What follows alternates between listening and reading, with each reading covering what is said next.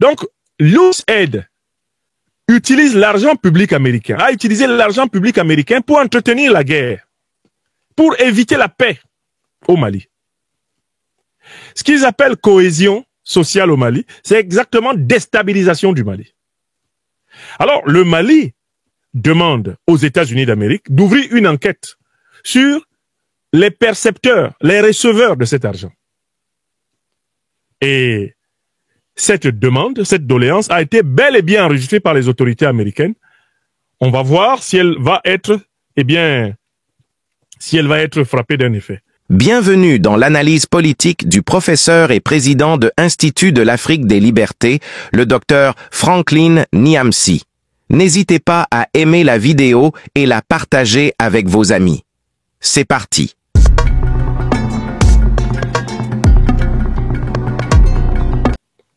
Le premier ministre du Niger, Ali Mohamed Lamine Zein, a démystifié une propagande extrêmement intéressante.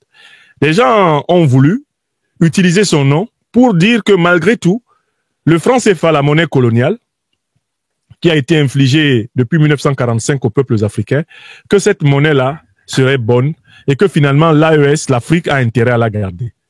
Les gens ont inventé une fake brochure de communication pour attribuer au Premier ministre nigérien cette thèse. Je voudrais saluer ici la promptitude des équipes communicationnelles du Premier ministre nigérien qui ont clairement démenti cela. Aujourd'hui, en 2025, il n'y a plus de débat sur l'utilité ou non du CFA. Tout le monde sait que le CFA est une monnaie au service des intérêts de l'ancienne puissance coloniale et donc de la puissance néocoloniale française. Tout le monde sait que le CFA empêche la création de monnaie, qui est un élément fondamental de l'accélération des investissements et du développement des économies. Tout le monde sait que le CFA et son mécanisme ont été une occasion de pillage des intérêts et d'exploitation des réserves de change des pays africains dans leur dos. Tout le monde sait que ce franc CFA a rendu possible une pseudo-aide française au développement qui aura consisté depuis plus de 60 ans à prêter aux Africains l'argent qu'on a pris aux Africains.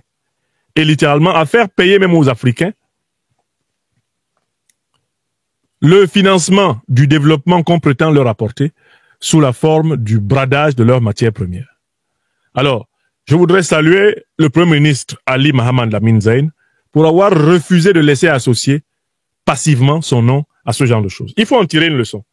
Chaque fois que les officines de la France-Afrique vont essayer de faire porter à une autorité authentiquement panafricaniste et engagée dans la révolution africaine des opinions fausses, il faut se donner les moyens de les démentir. Je salue ici la prompte réaction du Niger. Je passe au troisième sujet. Le Mali appelle les États-Unis à juger et punir les terroristes. Il y a quelque chose de très précis qui s'est passé. Dans un post sur Twitter du président Trump, il a aligné toutes les dépenses qui avaient été faites par, l'agence américaine d'aide au développement appelée USAID. Et dans l'une des lignes budgétaires, il était écrit que plus de 14 millions de dollars ont été versés depuis plus de 2 ans à la République du Mali dans le cadre de la cohésion sociale.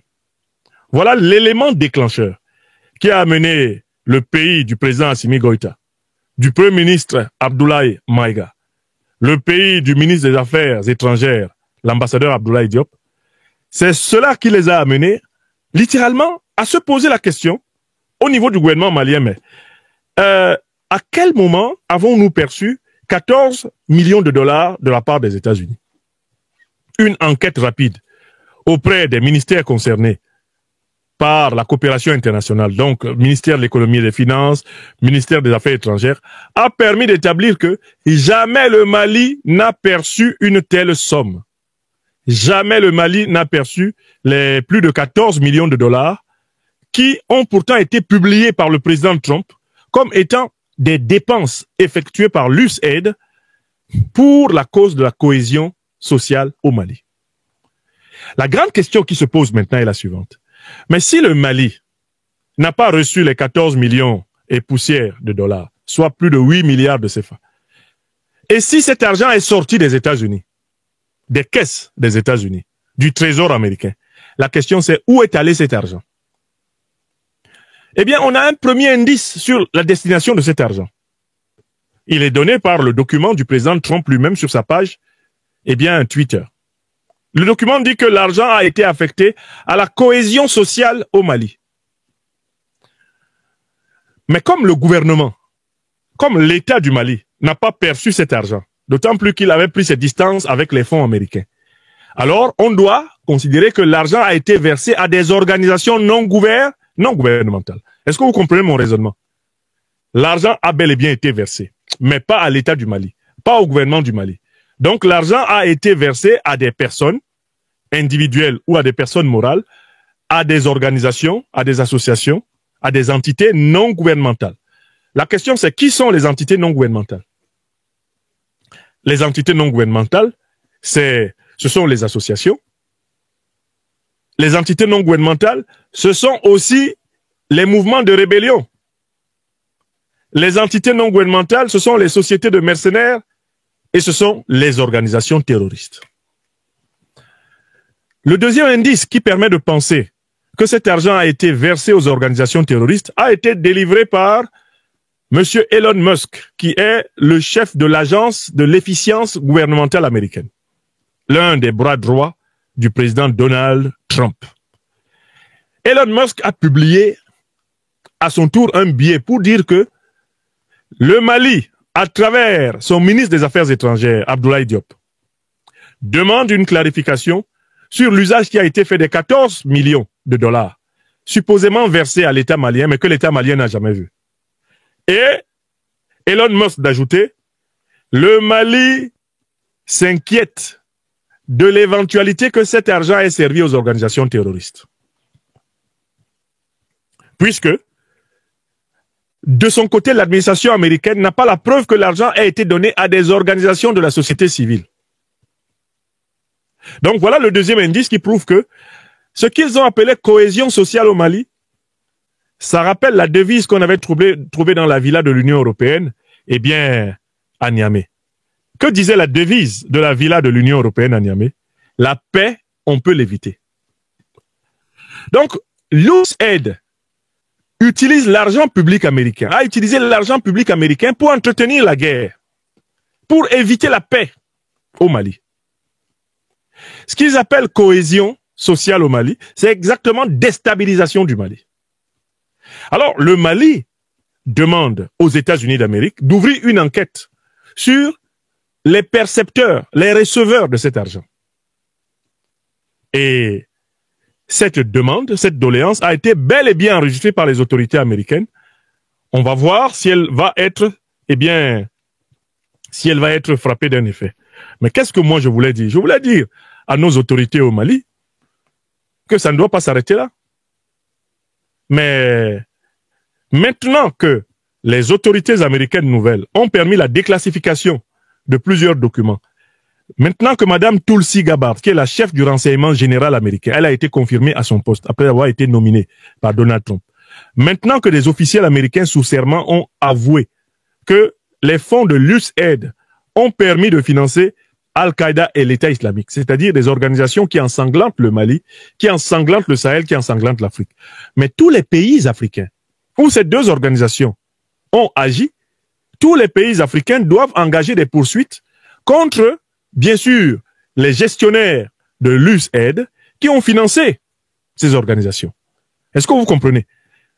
D'une part, le président Donald Trump et son gouvernement ont la responsabilité d'engager les poursuites contre ceux qui ont pris l'argent public américain pour le verser aux organisations terroristes, mais d'autre part, nos gouvernements, nos magistrats, nos systèmes judiciaires africains doivent aussi se saisir de cela. Parce que c'est quand même des preuves officielles délivrées par les États-Unis. Donc, les magistrats maliens, les magistrats burkinabés, les magistrats nigériens, camerounais, nigérians, je cite les pays qui sont fortement frappés par le terrorisme.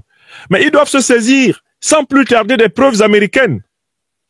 Et notre association, l'Institut de l'Afrique des Libertés, se tient à la disposition de tous les États qui souhaitent avoir des avocats africains prêts à ester devant la Cour internationale de justice, la Cour pénale internationale, toute juridiction internationale apte à recevoir les preuves américaines, les aveux américains comme base pour constituer et des parties civiles et des procès en bonne et due forme et obtenir réparation.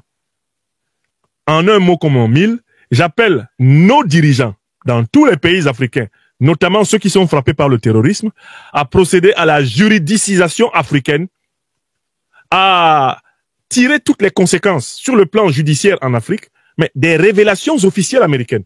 Parce que on s'est moqué du Mali, eh bien, dans la presse internationale france-africaine, en août 2022, parce que le Mali avait demandé que une confrontation soit ouverte au Conseil de sécurité des Nations Unies à propos de ces accusations contre la France.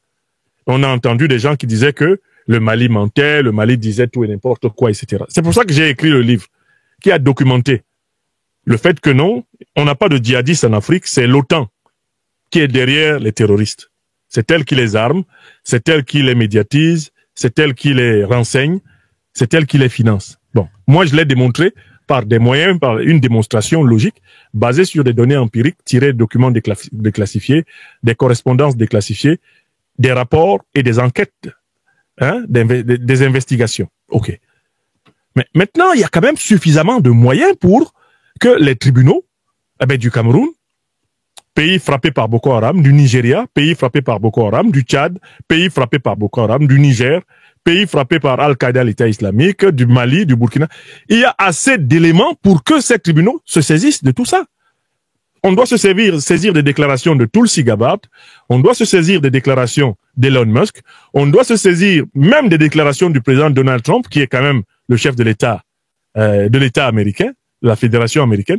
Toutes ces déclarations sont des pièces à conviction. Alors, vous reconnaissez que votre État, et vous en assurez la continuité de gouvernement de gestion, a financé Al-Qaïda et l'État islamique, Al-Qaïda et l'État islamique qui sont coupables, d'ensanglantement, de massacres, etc. à travers le Sahel, l'Afrique. Même jusqu'au Mozambique, on retrouve les membres d'Al-Qaïda et de l'État islamique. Bon, écoutez, venez voir les conséquences et vous devez payer. Et c'est important donc que, au même moment où, comme le Mali le fait, on demande au président Donald Trump d'ouvrir le procès, du financement du terrorisme par les États-Unis d'Amérique, mais il faut que nous, Africains, nous ouvrions les procès du financement du terrorisme par les grandes puissances occidentales dans les juridictions africaines. C'est trop facile que ça se passe toujours ailleurs, que ce soit toujours les autres qui doivent juger. Nous sommes au XXIe siècle, à une époque où l'Afrique doit juger elle aussi, à une époque où l'Afrique doit juger elle-même. Une époque où l'Afrique doit juger elle-même. Et c'est vraiment ce que je voulais faire entendre ici, afin que nul n'en ignore.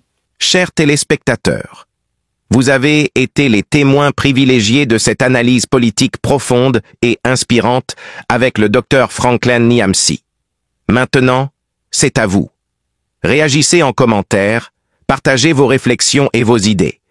Si cette vidéo vous a éclairé, n'hésitez pas à l'aimer et à la partager avec vos amis. Ensemble, nous construisons l'Afrique de demain.